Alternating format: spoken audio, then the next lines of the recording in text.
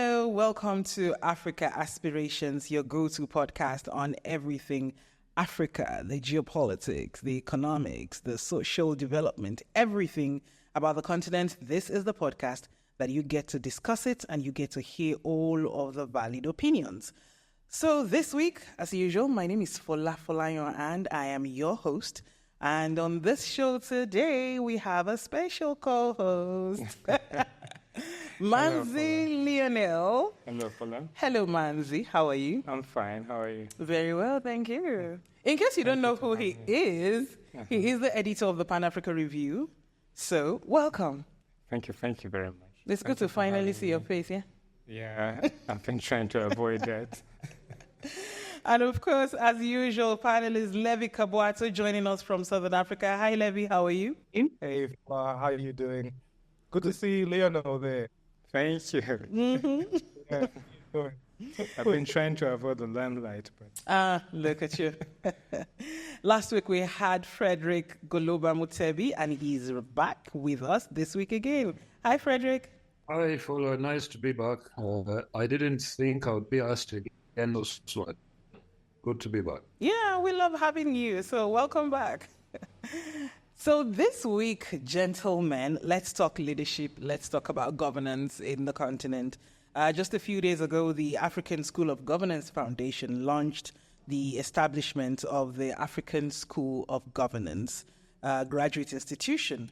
Now, this institution, according to them, is designed to offer world-class public policy education, research, and engagement programs. It sounds very laudable. A lot of people have been asking questions about it. Now, this initiative, according to their press release, is set to transform the continent's leadership landscape by meeting the diverse needs of leaders across the continent. Question is, what problems do you think that this initiative of an African School of Governance will solve? Gentlemen, what do you think? Are we excited about this? Frederick, you go first. Am I excited about it? Possibly not. But is it a good development? I think it is. The aspirations are very clear. How it's going to work in practice, I think that remains to be worked out. But clearly, there is need for such a school. And I think that given it hasn't yet been launched, it's difficult to tell what many of the things that have been said are going to be in practice. But yes, Africa needs a school where people can be taught leadership within the context that we live in.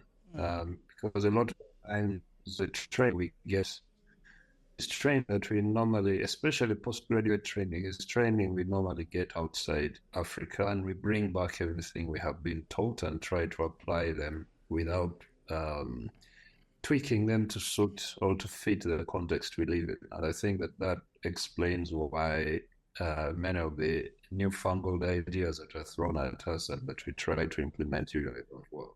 Interesting. Levi, do you agree? I do agree. Tola, I do agree. Although I might have a bit more excitement than Fred on this one. But I can understand, the bit of skepticism around this. But listen, I think this is a really good thing to happen. It's a very welcome initiative. Not, necessarily a first of its kind, but I think one that provokes a bit more thinking around how we can potentially then think about the continent and where we want to go as a continent. So I think one of the basic things really is then say, does the school define a space for us to think about Africa in a much more progressive way? And how can we then think about Africa in a space that allows us to sort of imagine the future of Africa? So when I read one of the articles that Professor Mohalu wrote announcing the school and pretty much just talking about what the school stands for, a thought crossed my mind. And it was really, I went back to Frantz Fanon, and, just realized that Fanon had been writing in the midst of an anti-colonial struggle.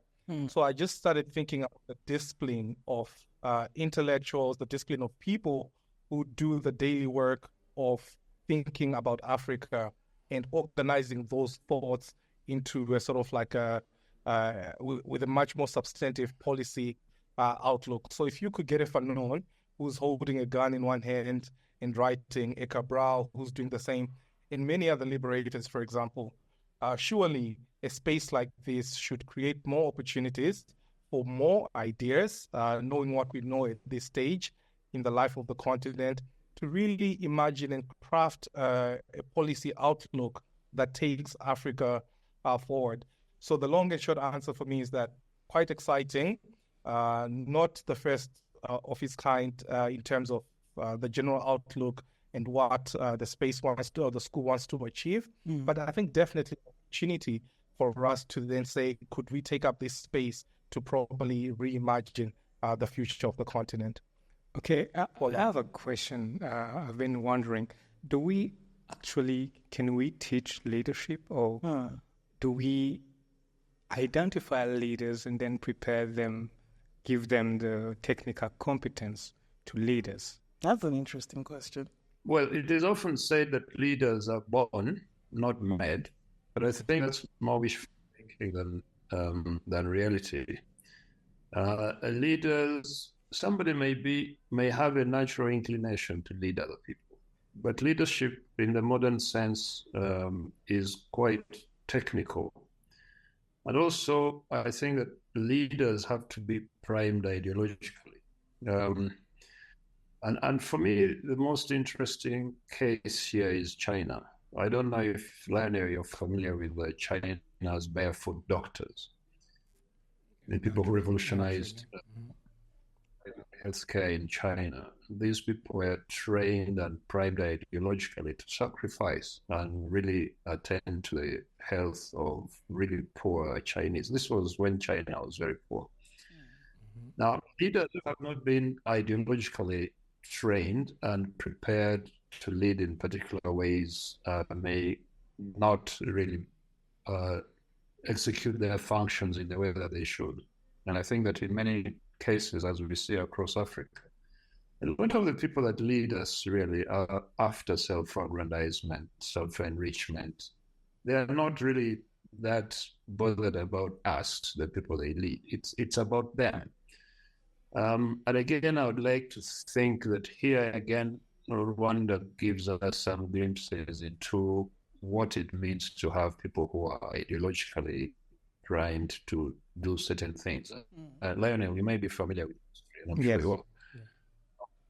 For the first few years after the RPF took over Rwanda, people were never paid salaries, whether it was soldiers, whether politicians. People were being given food as a recompense for the work that they were doing. They were being given beans and maize flour. But they stayed the course. And when we look at Rwanda today and we praise it for the progress it has made over the last 30 years, I think it's very easy to not remember that there is a time when people were working with such commitment simply because they had been trained or primed to do certain things in a particular way. If you don't do this, I don't think that you get the kind of leaders that we deserve. And this school is not just going to be about training people technically, but also educating people in what it means to be a leader or a good leader. So yeah, leaders are born, but leaders need to be trained and skilled. Thank you. That's interesting. Leaders are born, but leaders also need to be trained and, of course, upskilled. Last week we were talking about, Africa's politics and our elections and all of that. And Dr. Frederick, you had touched a little bit on leadership and what it means for leaders to have the trust of the people that they lead. Now, having an institution like this, do you think that it can cause a significant shift in the minds of not just the leaders that are being groomed, but in the whole system of governance within the continent generally? Is that for me? Yes, that's for you. Yeah. I think that, and again, let me use the example pre-colonial Africa. Pre-colonial Africa was led mainly by kings and chiefs. And in many instances, even where you had hereditary leaders, these leaders went through many, many years of apprenticeship. People just didn't inherit a throne out of nowhere. They had been prepared for years for that role. And I think that if you go back into history and you read about the relationship between kings or chiefs and the people that they led, it was a relationship of a very particular kind. It was a symbiotic relationship, in that the society depended on these leaders to lead them or to do certain things for them, but in return, the leaders or rulers also depended on their societies for support. You couldn't possibly be a king or a chief if you didn't have the support of the community you led. But I think that in modern Africa, we have lost track of what really being a leader means. And sometimes when I'm listening to people saying they want to be president, I really want this person to understand what being president is about. Or is it just about saying, I want to self-actualize, and one of the ways I'm going to do this is by becoming president. So we need to train people in what it actually means to take up the mantle of leadership. One school is not going to do it for the entire continent to the extent that it should happen, but at least it's a good beginning, and hopefully it will be emulated elsewhere. All right. Just as we're having a conversation, David joined us. He was running a little late when we started. David Ndei, welcome to the conversation. Thank you for hi, everyone. Hi. Hi. I actually have a question for you, David. So we've had so many initiatives, foreign initiatives, to somehow train the next generations of leaders in Africa. We've had this Yali initiative, or even we have Chinese within the CPC try to engage with ruling parties on the continent and exchange experience, but it seems like a sort of training as well. Would you say that this initiative that we have on the continent with the African School of Governance is long overdue? Absolutely. One of my sort of longest held perspectives is that the think tanks and the civil society organizations and the NGOs, the research institutes and policy institutes, that entire space in Africa is almost entirely foreign dominated. So, as you rightly said, you have your Confucius Institutes and your Yalis and all sorts of competing schools of thought and governance and politics trying to sort of buy up mental real estate in the minds of Africa. And it's like everybody else is trying to get a hold of African mental real estate except Africans, right? So I've always been of the opinion that above all else, this in itself is a civilizational threat, and it's a national security issue where other people get to set your own agendas for you. Other people get to write, through 1 or 2 degrees of separation, they get to write your education syllabuses for you. They get to determine what your political paradigm should be, what your political conversation or discourse is about, what your social, economic, or political conversations are or are not. So which is why you then get a situation where Africa, which is the continent responsible for something like 3.5% of global emissions, somehow the idea exists in the African public imagination now that this thing called climate change and energy transition, green energy, whatever you call it, is some sort of priority for the African continent, which it categorically is not. That is the case because other people have filled in this space up until now. So what I hope initiatives like this will do is they will start to sort of occupy that space What I hope they will not do is occupy the space for occupying sake and simply bring in some more of those existing foreign narratives and put a black face on it. That's what I hope this will not do. What I hope it will do is that it will train the people who pass through the school to think in a way that centers Africa and the needs of Africa, not what people said or say about Africa, people think about Africa, but what Africa actually thinks about itself. I feel like that has not been done anywhere near enough. I feel like a lot of the existing African institutions in this space tend to be sort of apologetic, very deferent toward the usual suspects. I feel like that absolutely should not be the case with this one. Africa has a unique historical context where, whether we like it or not, anyone who is trying to incubate a new generation of African leadership must accept the reality that Africa, in fact, has enemies. And that some of Africa's enemies are some of the most engaged entities on the African continent. So if you are going to make an omelette, you're going to have to break eggs. You can't make friends out of everyone. You can't please everyone. And that people have to understand that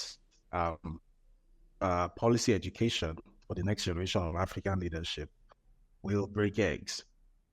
So I'm obviously not necessarily going to, start going into like a detailed rundown of what I hope will and will not be taught at this school. That's not really why we're here. But the point is, I'm hoping that in addition, yes, it is long overdue, but in addition to just merely being there for the sake of being there, I hope it actually pushes Africa's own needs and narratives to the center, as against just put a black face on the existing stuff that we've heard 1,000 times already. Thank you, David. I'll come back to you on policy issues. Now, Levy, you wrote an article and you titled it, let me check, Identity and Dignity in Africa's New Liberation Struggle. In that article, you argued that Africa needs independently organized masses ready to defend the gains of revolutions. Now, question is, do you think that there is more to be done than this initiative, which, is good at the elite level, but don't we also need educated masses, like we see in other places, Venezuela, Cuba, where the people or the masses at this point understand what is at stake? Yeah, thanks. And for a second there, I thought you were to compliment David for the new haircut and the new look. Oh, he has a new look. Fresh. But onto your question, I think this is absolutely necessary. I do agree with what Prof said around one school not being enough to solve all of Africa's problems in terms of thinking and articulating what this looks like or what sort of ideas we want to promulgate across the continent. So for you to have masses who are adept and masses who are quite clearly informed, you need to have the tools with which to, sort of mold the citizenry. So we had the example from China, the example from Rwanda, just around, basic things like how do you even get, people to certify their time? How do you get people to sort of involve themselves like that? So Prof earlier on mentioned two things, which is ideology. So we have to have basis. And I'm linking this to what David was just saying around African enemies and the people who then obviously also want to counter the ideas of a school of this nature, or people who basically also want change or shift or even resist the narrative that we have. So there's going to be a lot of onslaught, obviously. So I'm hoping, I know you didn't want to prescribe any text and things, but I would do that. But I'm hoping then Prof. Mukhalu and everybody at the school, they're going to look into some of the very forward-looking policy documents that have been written. But not just that, I hope they're also going to look into some of the literature that we read about as text in schools, but which has been very useful commentary around, how socially we are organized as a continent and things like that. In terms of the policy documents, and this is my last thought, Fola, we had something, and I think I mentioned this in episode 1. We have something called the Lagos Plan of Action of 1982. If you read the Lagos Plan of Action, written and endorsed by the Organization of African Unity in 1982, if I'm not mistaken, you're going to see this that we're talking about now. So when you see Africans maybe celebrate something like Elon Musk, Starlink, you're just thinking, but our people were thinking about this. When you read maybe some of Thomas Sankara's ideas, and he's talking about space travel, you can see that organically we've had these aspirations and we've had these thoughts, but they have not been organized. So what I'm hoping this school really does is to organize our indigenous knowledge, is to organize the thoughts of our organic intellectuals, of which, post-independence, and maybe for about the first 20 years after the independence moment in Ghana, there was a lot of intellectual production around thinking Africa, the famous Dar es Salaam debates, for example, where people were discussing ideology. What do we follow? Do we go communist? Do we go socialist? And things like that. So the school is only but a start to provoke ideas and to measure that aspiration for us. So I'm hoping that then it filters down to having people who then subscribe to this, people who believe in changing destiny, and also then just deal with the question of our enemies and try to come and disturb or even distract us from this important work. So too much for one school to do.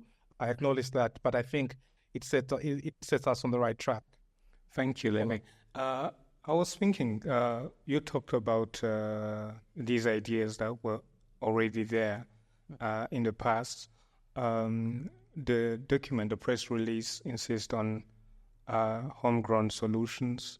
It insists on curriculums, policies based or grounded in African realities. Do you think that this a need to emphasize homegrown solutions and African realities respond to the question raised by David about not just putting black faces on ideas that were already there, but bringing new ideas that are more tailored to our realities? Yeah, actually, it's what David's saying here, because I think David is really, when he talks about us differing quite a lot, he's actually talking about us, ceding the space to think and to, just think organically and think from within. So when we talk of African solutions for African problems, a lot of people tend to deride us, or we tend to be too apologetic around us. But if you look around, the West always, says, well, Western solutions for Western problems. Even our allies, China thinks China first, Russia thinks Russia first. So we should not be apologetic about, looking within, sourcing knowledge within, and crafting a vision for the future that we want, because we are behind. We've been left behind by, so many movements. We've been left behind. We are at the tail end of, just anything with the dumping site for the world. But we also then have the perspective that can allow us to shift and change direction. So we must be brave enough to actually make those changes. Thank you very much, Levi. Yeah. Frederick, you want to answer that? Yeah, from my understanding, that was the inspiration behind the establishment of this school. And as I said before, if you look over the last 30, 35 years, many of the cutting-edge policies, so-called, that Africa has been trying to implement came from somewhere else. Structural adjustment came from somewhere else. There is a time when we were seeing good governance without even probably knowing what good governance looks like. We tend to sing democracy and opposition and political competition, but we don't pause to think quite deeply about what these things might mean in our local contexts.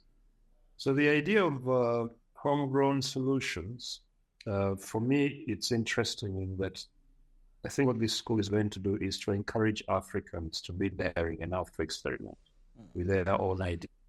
It doesn't mean that it's going to be encouraging people to copy and paste. Look, in Rwanda, we have homegrown solutions, but those may not be the homegrown solutions of Burundi or the homegrown solutions of ASG or the homegrown solutions of Uganda. But at least the idea that Africans can be encouraged to look inward, look into their own context and dig up those things that may have served them very well in the past and which were discarded as a result of foreign influences. Again, let me refer to Rwanda. When Gacaca, these traditional methods of arbitration that came up to try and handle genocide-related cases, they were rightly dismissed by foreign experts as unworkable, as not being in line with free and fair justice and so on and so forth. But look what happened. They were used, and Rwanda was able to try millions of cases compared to the ICTR, which tried only a few dozen cases at high cost. If you look at things like Umuganda, I don't think that Umuganda is an invention of one, but this is a reflection of how Africans lived their lives in the past. Here in Uganda, where I am, we have, from the kingdom where I come from, we have a version of Uganda. We call it Burundi. So these things are known across the continent, but we discarded the rush to modernize. And in the rush to modernize, we didn't even pause to think, what is it we are modernizing and why are we modernizing? And what does modernity actually mean? So I think that for me, the idea that this school is going to encourage the experimentation with homegrown solutions, the idea that it's going to encourage Africans to look inward before looking for so-called best practices. You know, there is a notion that people use to counter this idea that there is something called best practices that come from elsewhere. So it's called global best practices. Okay. So I think that we need to be skeptical about what this really means. And there is an interesting notion from which is best fit. Not best practice, but best fit. So we have ideas and practices in Africa that better fit our context than the so-called best practices. And I think we need to have the courage and the confidence to try these things out and not be stampeded into embracing ideas that are not applicable in our own society. Thank you. This is a final question that I wanted to go around, including you, Lionel. And you know what to ask? I'm definitely throwing it to David first, but of course I wanted to go round. So reading the press release from the ASG, one of the key mandates they said is tackling Africa's development and governance challenges.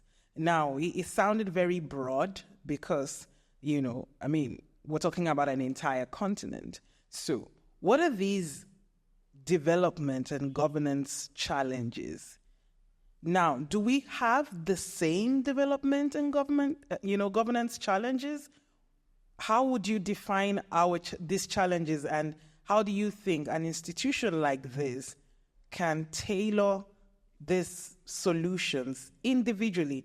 Because what your challenges are in West Africa, not necessarily what the challenge would be, in Southern Africa. So how would this institution still be able to tackle these challenges in such a way that it fits each region, whatever they're facing? So, David, this is for you, and then we'll take it round. Short answer, I have no idea. And I think none of us can claim to know for a fact how this will be done. But it's the job of this institution to create a framework for addressing these issues that, as you rightly pointed out, can be quite disparate across the continent, because the issues that we have in like Nigeria and Ghana, where we're sort of maybe 15, 20 years behind the political evolution of places like Kenya, South Africa, they're not the same. So Africa are similar, but I think has been a pitfall of previous attempts to create governance frameworks across the continent, because quite frankly, we're not all, sitting at the same level. Economically, infrastructurally, politically, we're at different stages in our development. So it's the job of this school for the first time to create an African development framework that is truly Pan-African, that it doesn't just sort of stand at a single point and make a series of grandiose pronouncements, which I think is the mistake that the independence era generation made, where they go attend some big conference in Cairo or in Accra and make grand pronouncements. Ladies and gentlemen, I represent to you the United States of Africa. And like 70 years later, there is no United States of Africa, So I think those are the mistakes that were made at that time. So it's the job of institutions like this to go into the granular details and figure out how to actually solve these problems. And certainly I would be very interested in seeing this happen, because I think this is a repeated pitfall of attempts to create Pan-African development frameworks where, quite frankly, we don't understand as much about our continent as we think we do. Because they say, one thing Africa will always show you is that you don't know what you don't know. And no matter how complicated you think it is, it's more complicated than that. There's always another layer of complication somewhere else. But sometimes internally, just what's naturally occurring, sometimes it's externally instigated. You can never know until you're there. So it's their job to tell us. And I'll be very interested in seeing how they figure it out. All right. Thank you. Levy, what do you think? Yeah, I have a slight different take from David here. So I acknowledge the differences. I acknowledge, how sort of each African country has had sort of different trajectory. But I think fundamentally, what one of the priorities of the school in designing the curriculum should be is to look at the question of the state and the extent to which we can build state capacity. So the fundamental problem in Africa is how we're governed, or how our states are organized at that top level. So everything that we are told to do, so in the late 90s, by the IMF, by the World Bank, privatize health, privatize education, and whatever, the economic structural adjustment programs, that really then took away the state from interfacing with its citizens at levels that actually matter. So, and what are these levels, right? And it's all social, right?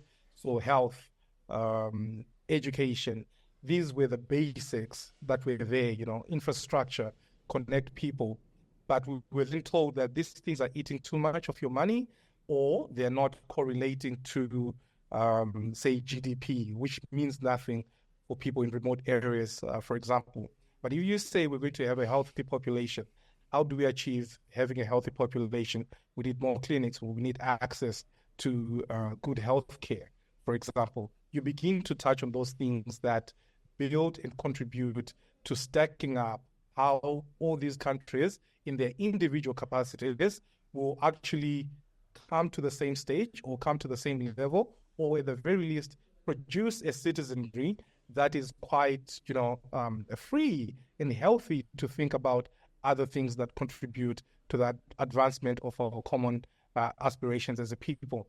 So we need to go back to the centrality of the state in our lives, or in the lives of the masses of the people in Africa, right? So when I wrote Identity, it was actually an apology to Brow's speech, Identity and Dignity in Africa's national liberation, in which Cabral is talking about the importance of culture, or the importance of deferring to culture in organizing masses and having the fight. You have to have a purpose which you want to achieve the things that you want to achieve, or for the reason, or to have the reason why you are fighting for a different future. So we're not carrying guns, obviously, in 2024, but we have an enormous fight at our hands, which is to wrest this continent from foreign control, to wrest this continent from leaders who are corrupt, from leaders who do not want to see generations to come progress. So that fight has to have some kind of meaning, which is, what are fighting for? And we're not fighting for some lofty ideas. I think the centrality of the state to go back to all those campaigns around, we had, I don't know if you guys had this in West Africa, East Africa, health for all by 2000, education for the year 2000. It just disappeared to be replaced by things like, the Millennium Development Goals or Sustainable Development Goals, things that mean something, but actually don't mean a lot of things to many people who really need to be uplifted from the state where they are into a different dimension that allows them to actively and productively contribute to the development of the continent. So we need the state. No private entity is going to do that. No single private entity has the capacity to do that except the state intervention. So we have to look at the state and how it's organized quite differently. And lastly, Fola, I'm hoping that over time, we're not going to see, the MasterCard Foundation being the sole sort of partner or sponsor of the school. What does it take? What is it going to take for Africans to actually contribute and say, we believe in this thing. Here's my, 1,000 naira. Here are my 100 shillings, or here's my 1,000, for example, as contribution to sustaining this school. So we need to see things like that then allow us to then gain that independence as well and craft our own trajectory. Thanks, Ola. Yeah, you're welcome. Thank you. Yes, Frederick, last word from you on this? Personally, I think that this school will be most useful if it really focuses on things that are seemingly mundane. And those things should be arrived at by simply posing fairly easy questions. Like, why are Africans actually unhealthy on a continent that is the richest continent in the world in terms of natural resources? Why is it that our education systems have been collapsing over the entire independence period? Why is it that we have among the worst suppliers of physical infrastructure across the world? What is it that we have been doing or not doing to find ourselves where we are today? I think that those questions will be very important. And in thinking this, I've been reminded of something that Kenyans used to have in the 1970s and President Jomo Kenyatta. There was something that they used to call Harambee. Now, the Harambee movement in Kenya was simply an idea that required communities across the country to contribute, whether money or labor, to uplifting their own communities. The communities would contribute money or labor to build schools, to build health centers, to build bridges, to renovate roads. This was before aid became such an important thing and made us forget that actually within ourselves we have sources that we can use.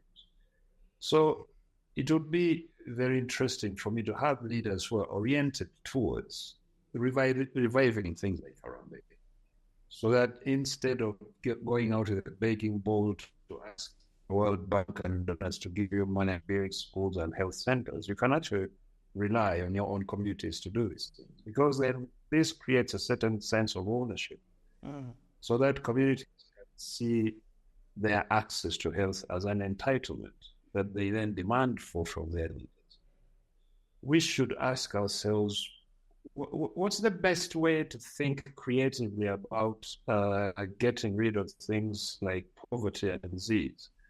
The systems we have today, so-called competitive politics, for instance, where you have several political entities claiming to be political parties fight each other to take over power from one another. One group takes over power, locks out everyone else. The other ones keep struggling to come back in over the next 5 or 7 years before the next election when they reenact their fights. Are these things conducive to creative thinking? Are these things what we need to sit down and say, okay, what's wrong with our societies and how can we correct it?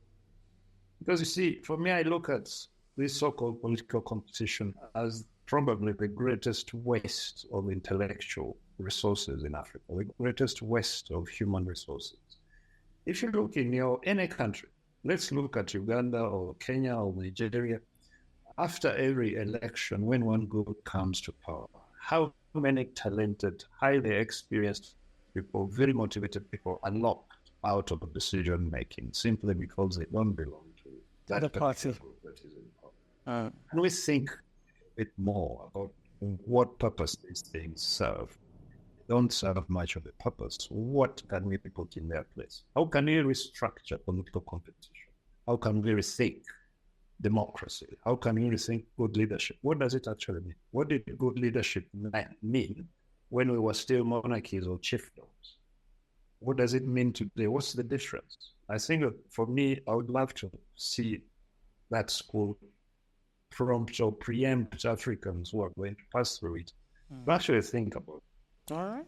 Okay. I mean, those are very valid points. And, I like that, gentlemen, we have all raised, I would like to. What you would like to. Lionel would like to see something. I would like to add something that maybe was not really touched on or elaborated during this debate. Is the crisis of confidence in African institutions. And I hope that this school is there to address this problem, the crisis of confidence. And I think Goloba talked about it when he said encourage leaders to experiment new ideas and to have the confidence to defend those ideas. And I was thinking, when he was talking about that, I was thinking about a TED Talk that was conducted by Dr. Chika Eziogu. And she was talking about her time at the World Bank and how her boss was very happy to go and negotiate deals in Africa because African, they were not confident. They were sitting there and basically saying, tell us what to do. And the boss was not really happy to go negotiate deals in Asia because in those places, he would be challenged. Yeah, policymakers know what they want and they say, this is what we want. And the bank didn't get the best deals. And this is the kind of things that I hope this school is going to address, is that we're going to have policymakers who understand our realities and who are going to negotiate deals with financial institutions saying, this is our priorities, this is what works for us, and I hope we will get there someday. I do hope we'll get there someday, and I do hope that, by the time this school is actually launched, according to them, they said they're going to nurture leaders to tackle the, African problems, and of course, looking into opportunities that Africans can tap into in the 21st century. Gentlemen, the weather is not our friend. As you can hear, a storm is brewing outside, literally. And I know that David is also having, weather challenges over there. So we're going to have to wrap this up. But it's been a great conversation. Thank you very much, Dr. Frederick Goloba Mutelbi, for always coming through. I think that you owe us like 6 more episodes. Yeah? It will be fun to have you. Thank you, Levi. Thank you, David. Have a lovely evening, everyone. And thank you all for listening. Make sure you subscribe to our YouTube channel. And, of course, share the podcast with everyone that you know. Thank you, my co-hosts, for today. Thank you. Thank you for having me. Goodbye. Bye-bye.